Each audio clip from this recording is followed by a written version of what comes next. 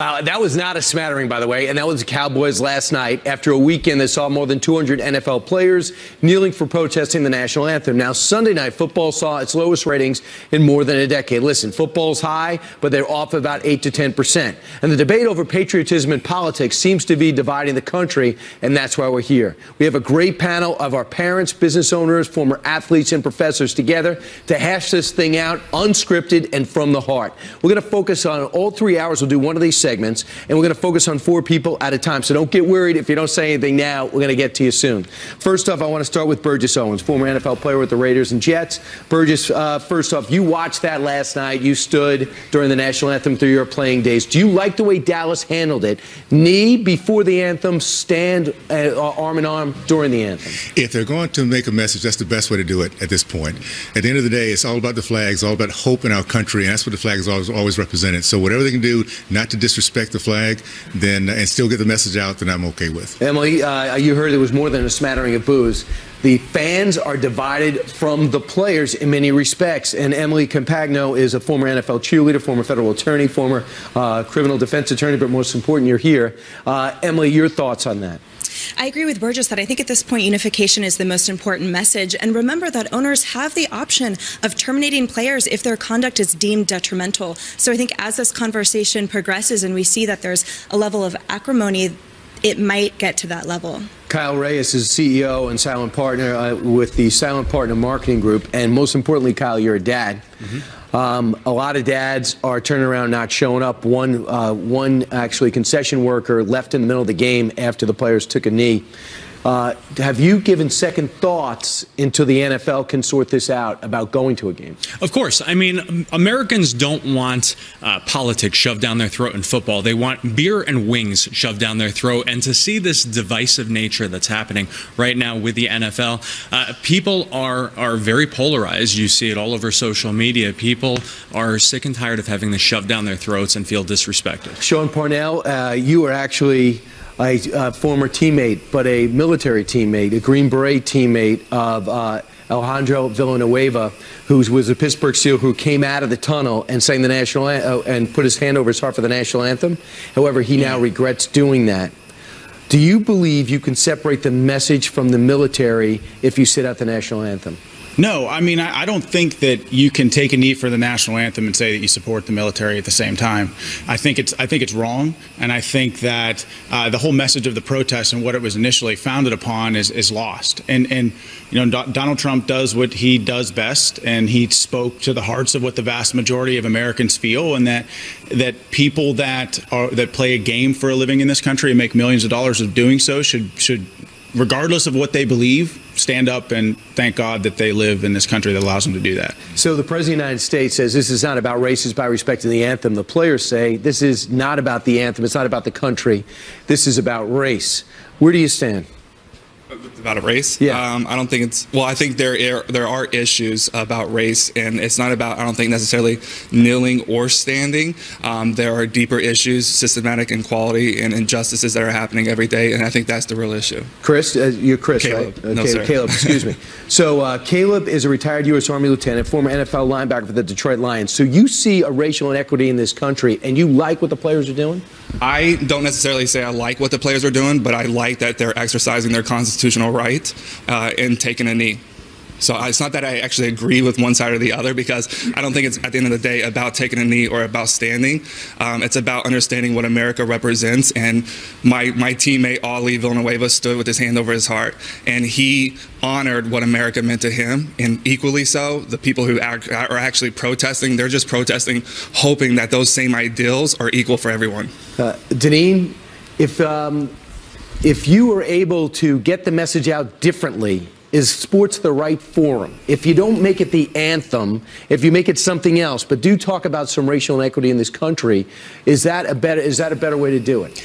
I disagree with the fact that they're doing it on the football field, Brian, because there is a time and a place for these players to protest. Of course, they have that right to do so, but what they are doing is alienating thousands, if not millions, of their consumers, the fans who want to just have fun, just as the gentleman just mentioned, have a good time with their family and their friends, but instead we're being lectured by individuals with their message that they should be doing on their time and their dime, not the Americans. Wendy Osefo is a PhD professor and political commentator.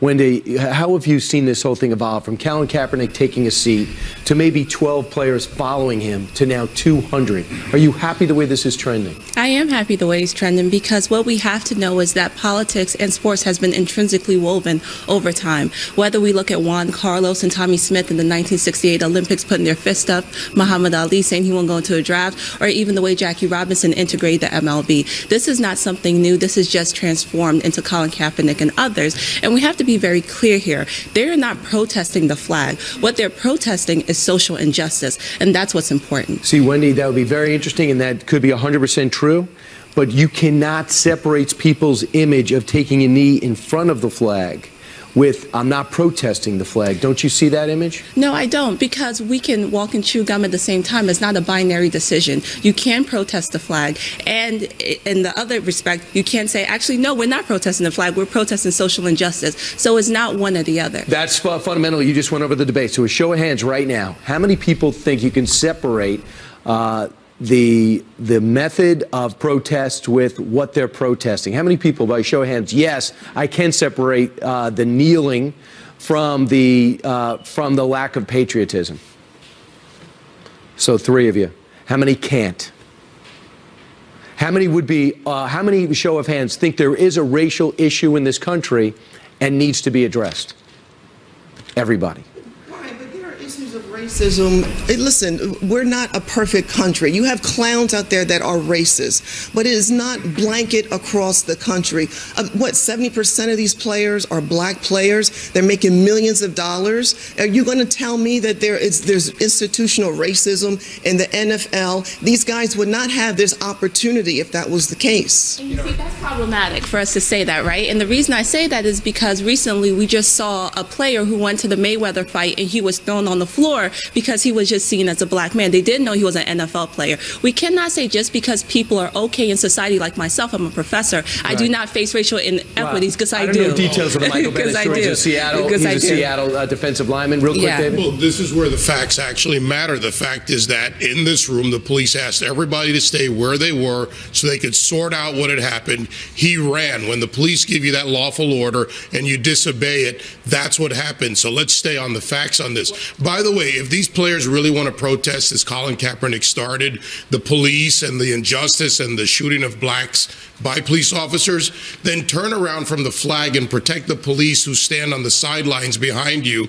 and protest them. They don't have that. This has gone beyond just what it was originally supposed to be. If they really want to have the guts, turn around and protest these police who protect the parking lots, the stadium, their lives on a daily basis. All right, we're going to have to stop right there, but we have 2 more hours to go after this. There's no wrong answer. We just want your answers. Thanks so much, and stay tuned. He attacks black athletes, as he did, starting with his rally in Alabama, continued on Twitter, and he attacks them for protesting peacefully, for equality, for standing up for what they believe.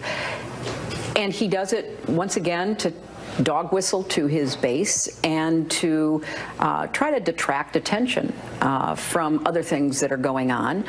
But it's quite telling that he is willing to attack black athletes. He never says anything of an insulting manner toward white supremacists or neo-Nazis or Ku Klux Klanners or Vladimir Putin, right? Well, I had a whole list of questions for this panel, but during that soundbite of Hillary Clinton, you're all making your own little comments under your breath. So I think maybe we'll just stick with this first. Let me talk to you, Wendy. This is Wendy Osefo. She's a professor, a liberal political commentator. Let me ask you first what you think of Hillary Clinton's comments. She's saying it is about race. Do you agree, and why? Well, Hillary is now a private citizen, so she has the right to her opinions. However, we have to look at the facts. The facts are Donald Trump has only attacked black athletes. We have, Dale Earnhardt star who has come out and said, you know what, it's okay to take a knee. We also have Tom Brady, who has also said, you know what, it's okay to protest. So we, again, have to continue to look at the facts. And what is clear here is that there is this attack. And then on top of that, this is really about the flag. There's also the Confederate flag, which has also been divisive, and he has not made comments about that. So let's start having that discourse and that conversation. All right, Lisa, I'm watching you and your reaction. You're disagreeing with her. Lisa Giovanazzo, she's a trial attorney and a mother. Lisa, why are you shaking your head? Well, first of all, the one thing that we all do as Americans is we stand united during the anthem. So in that regard, I don't know how anybody could support not standing during the anthem. As far as the comments that we're seeing and if it's racial and if it's not, I think honestly, taking a knee, maybe that isn't enough for these players, and maybe that forum isn't the right forum. Maybe they should go beyond taking a knee and take a stand and vocally tell the public what it is that they're supporting and what it is that they're specifically protesting. Maybe they can go beyond that. Maybe they can raise awareness in a different way. But to take the forum in take a political setting in a public forum, and as a mother, I have a 10-year-old. I go to the Jets games. Yes, season ticket, Jets ticket holder. Will you continue to go to the games? I will continue to go to the games, but I don't appreciate having to have a political conversation with my child at a game. I think it's the wrong forum. I think that we have to be more respectful of who we are as Americans. And the NFL is living the American dream because of what has come before them. Let me see. Show of hands of the people that think it's okay to take a knee in the middle of the anthem. Okay, we have 3 of you that think it's fine. What about those who say it's okay to take a knee as long as it's not during the anthem? Anyone agree? You agree? Okay, few of you. Unless they're taking a water break. Okay. I think that's what's most important. I think that people I don't think these protests are wrong. I just think they're misguided. Okay. I think that the most important thing to remember here is that the national anthem is symbolic of the fact that we as Americans have the opportunity to protest. So a protest during the national anthem is a protest against the very thing that allows you to protest in the first place. It is a misguided protest. I actually agree with some of the positions some of these people are taking, and I would gladly share their sentiments. Not during the national anthem. It is misguided. All right, this is Chris Valletta talking. He's former NFL player and author of Teamworks, played for the Titans, the Saints, and the Bucks. Now, Caleb also played in the NFL, retired U.S. Army lieutenant, former linebacker for the NFL for the Lions. Now, the NFL picks all of these different free speech points. You can't honor breast cancer. You can't honor 9/11. You can't honor those Dallas police officers. Is there a double standard here? Absolutely. And I think that this was a strategic move from the commissioner. It's kind of a genius move because now it diverts all the attention away from the real issues, being the CTE issues, domestic violence, sexual abuse. We're not talking about those things anymore. So there is a double standard in that regard, but I think it was also a strategic move from the commissioner. Okay, I want to go to Emily behind you. Emily Compagno, she's a former NFL cheerleader, former federal attorney, and former criminal defense attorney. Emily, should the government and should taxpayers fund football, the NFL football? No, I don't believe the government should. And remember that this is a workplace. And so I wouldn't presume to tell a professional athlete that they cannot use their platform to be part of a larger conversation. But as the point was addressed earlier, I believe specificity is what is most important. And symbolic gestures that are so divisive are really causing this acrimony that ultimately owners can terminate players for doing anything that's injurious to the league or to the franchise. Athletes that are engaging in communities and really taking specific stances and doing specific things enables us as the entertained to understand what things that they are discussing and what viewpoints that they hold dear. That's the most important thing to me. Okay, let's go to the lady sitting next to you. This is Dr. Jeannie Zaino. She's a political science professor and a mother. What do you think about this, Jeannie? Well, as a political science professor, I have to say we haven't talked yet about the political end of this, really. You started with this clip of Hillary Clinton using terms like dog whistle, and I call out the president on the same kind of language. I do think there are points on both sides. My struggle is I'm teaching students, young people, and I have young children, and I want them to learn how to be disagreeable with in agreeable and in a way that is collegial. We need to be able to talk about things. So as opposed to the president coming out and using terms that I can't even repeat on TV, why doesn't he engage in a conversation and lead by example? Hillary Clinton, the same thing. We need to elevate the political discussion in this country. He has a fair point. He disagrees with this. He's the commander-in-chief. He has every right to say it.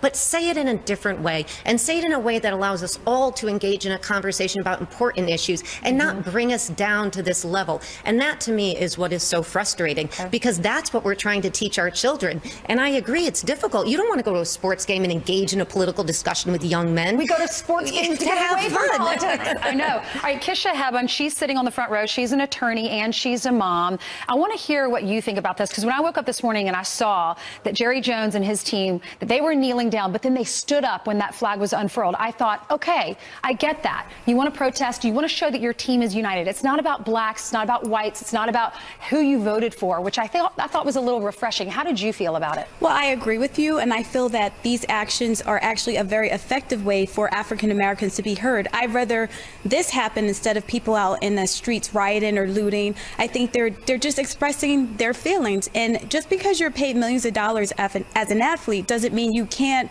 exercise your constitutional right to freedom of expression. And I think that it's effective because look at how much attention this has received from the media, from the government, and I think our president does not have the right to tell these private entities to fire someone just for exercising their constitutional right. Yes, he does. No, he doesn't. Let me introduce you. This is Sean Parnell. He's a retired U.S. Army Ranger, and he was in the same battalion as Ali Villanueva, the guy who walked out, the Steelers player who walked out in the tunnel. Yeah, I was a company commander when he was coming in as a young lieutenant, and he was so big, we're like, we can't send this guy to Afghanistan. He can't fit in the trucks. But then he went to Afghanistan, and he was... God bless him. Yeah, seriously, three deployments. He's an amazing guy, and I think he was an inspiration to anybody that loves the country. And I think it's being taken out of context. He said that he does regret coming out, but then he said it's not that he regrets standing up for the flag. Of course, he just regrets that he wasn't unified with the team. He thought they were coming out behind him, and they were 20 feet away from him. Right. I think that, that is Villanueva doing what he's always done in putting the team before himself, and I applaud him for that. But let me ask you, what is this protest all about? It was first about racial inequality, and then it was about police brutality, and now what? It's NFL players united against. No, but it is. They are all protesting, locking arms, protesting Donald Trump. But that is, I think, the problem. And instead of focusing on they're taking a knee, we need to look at how do we address these problems. African Americans in the community want to be heard. There's racial injustice going on. You address it by raising, you're doing things. There are other ways to address these problems. But we're not being heard. JJ Watt just raised $37 million for hurricane relief. Marshawn Lynch does amazing things in his community. There are things you can do outside of taking a knee that will be much more of a legacy building for these athletes whose careers will be over by the time they're 27. Burgess, I didn't get to you. Kyle, I didn't get to you. David, my friend David, I didn't get to you. And my friend Deneen, I didn't get to you. But we have this panel. Y'all are coming back up with Steve, so we'll make sure we get your views out there as well. Continuing now with our live town hall panel. We've got a dozen people from all walks of life joining us right now. Let me ask you this, a series of questions, show of hands. According to the NFL Game Operations Manual, all players must be on the sidelines for the national anthem. They've got to be standing up. They've got to be looking in the direction of the flag and whoever is singing. If you don't, you're subject to a fine. Who thinks going forward, if people don't do that, they should be fined in the NFL? Who thinks they should be fined? All right, most of you. Who does not think they should be fined? All right, Professor, why not? Because this is bigger than these guidelines. And let's be clear here. I do not think that this one sole issue is the only issue that the NFL should back. I also think they should allow other issues to come into the mix, because we cannot separate the sportsmen from major social injustices. And that's what we're trying to do here. But what is getting accomplished by taking a knee? And I think us having this town hall is what's getting accomplished. And I think we need to take this type of conversation on a national level for us to continue to talk about issues of social injustice, issues of racism, and move that forward. Deneen, you're right behind her. What do you think? This whole issue could have been avoided. You just mentioned the conduct code that the NFL has. Roger Goodell has failed the NFL, has failed the consumers who spend thousands of dollars to buy tickets, to seat licenses, to go to the games and have fun. What they're going to realize, Roger Goodell, the owners, the players, the coaches, they need us. We don't need them. So we'll see what will happen as this continues. But if they continue this, there's a Fox and Friends poll. 94% of Americans are opposed of what the NFL is doing. There's an important way in the way you started this segment. You mentioned the rules that your employer has set. Right. And the professor just said, well, there's a bigger issue than those rules if you choose not to follow them. They're actually protesting where this started, the police claiming they didn't follow the rules. So who gets to choose which set of rules you get to follow? The police have to follow the rules. That's what they're calling for. But she's saying that the NFL players don't have to follow the rules. Your employer sets them. I work for Fox. Fox has rules. If I don't follow them, Fox can fire me. Absolutely. And to keep in mind, one thing about the Dallas Cowboys is the fact that it was within the last year where they actually asked the NFL to honor our fallen policemen who were ambushed by that guy down in Dallas. We want to wear a little emblem. And the NFL said no. So, you know, they followed that. That's the main problem, is that there is no consistency in their policy regarding this. The NFL has made this worse. Can I see? That's right. Can I see the hands? Yes. Who thinks the NFL is the big villain here? I think the president made it worse by his Absolutely. And one thing that we need to point out while we're talking about rules, the Department of Defense paid the NFL to have these athletes stand for the anthem and out on the field. For years ago, this wasn't even required. They stayed in the locker room. Look, I think President spoke to right back here, Burgess. I'd love to put this in context, guys. I grew up in Tallahassee, Florida, segregated South, Jim Crow. And a lot of played in the NFL, Burgess. I played in the NFL. A lot of people don't realize that through the 40s, 50s, and 60s, the black community, with all that stuff, led our country in the growth of our middle class. We led our country in terms of men committed to marriage. We led our country in terms of the percentage of entrepreneurs. We were doing the things we needed to do because we believed in that flag. And I remember in 7th grade, walking to school early, putting the flag up and bringing it down, and knowing that if it ever touched the ground, it would be desecrated. Because I had a dad who taught me to be proud of that flag. And every defeat I've gone through life, I've always said, in this country, I can get back up again. This is one place I can do it again. Right here in the front row, also from the NFL, Chris Valletta. You know, thank God we live in this country, because there was a woman who was publicly executed in North Korea, and her crime was watching a Hollywood movie. Okay, that's the reality, and thank God we don't have those issues in this country, and by God's grace, we never will. I think what's important to remember is that the national anthem is representing the fact that we live in this type of country. That moment, those seconds, however long it takes to sing that anthem, is the time when all of us should stand shoulder to shoulder, hand on heart, and proclaiming the fact that we live in a free society that affords us the right to protest whatever we want. And I happen to agree. I happen to feel that the protests are valid. They are, as I said, just misguided. You have to do it elsewhere. The anthem is not the place to do it. And Steve, I agree. I think the NFL is all disjointed here in terms of them not creating policies and rules. Well, let's not talk about the NFL. Let's talk about the NHL, National Hockey League, for a moment. There was a coach who came out last year and said, anybody who's going to sit for the national anthem is going to sit for the whole game. Who thinks the NFL could take a lesson from the NHL? Let's go Rangers. You know, at the end of the day, the consumers are going to vote with their wallets. They're not going to go to games. They're not going to purchase products. Right. But advertisers are going to vote with tens of millions of dollars. When we start moving money out of the advertising arena and we start making our own statement on the impact of the lack of patriotism here in the NFL or NHL. Right next to you is the professor. Can we just say, though, that the flag affords us the opportunity to protest? Now, I agree with Deneen and David. If I'm working for an employer, they have a right to set the rules. If they don't want me to kneel, I can't kneel. But beyond that, the idea that you can't protest the flag, that's the very thing that it stands for. You can't desecrate it, but you can protest. That's what we're allowed to do as Americans. Let me ask you this. We know that the protests have been going on for over a year, but it was gigantic this weekend, right? How many think it was because of Donald Trump who made this a big issue? All right, so, I mean, we're all together on this. Go ahead. That You should be fired. Look, you're hang on 1 second. Hold on. He did at the end. If you're an employee, I made this comment earlier. If you go into a Starbucks and right before you order your latte, the person behind the counter starts to spat off their political opinions and views, they could be subject to termination. You're an employee of a business. I played in the NFL. Believe me, they make it clear that you're an employee. You should be subject to rules. You know, the rules are gray, and that's the problem. The thing about the protests on Sunday, which so many people lost this, was the fact that Sunday was National Gold Star Mother Day. And one Gold Star mother was in attendance. And Sean, I think you know this story. You're nodding your head. And she saw somebody taking a knee, and she took a breath, and she goes, they're protesting the flag. The same flag that my son came back in a coffin in. By the way, there's a lack of understanding of history, and I want to give everyone watching an example. In the game in the UK, the NFL players stood for God Save the Queen. British colonial adventurism and slavery under British colonies was the biggest, call it, beneficiary of that. Then they knelt, or they didn't stand for the country that reversed the course of racism, the United States of America. Learn your history is my point. Understand the context of what you're protesting. Listen, this has been a great... Trump disrespected the Gold Star family if we're talking about history, and also about history. When Colin Kaepernick asked what he should do to protest, a military person told him to take a knee and don't sit. So let's talk about that history. Professor Colin Kaepernick got it started. You're absolutely right.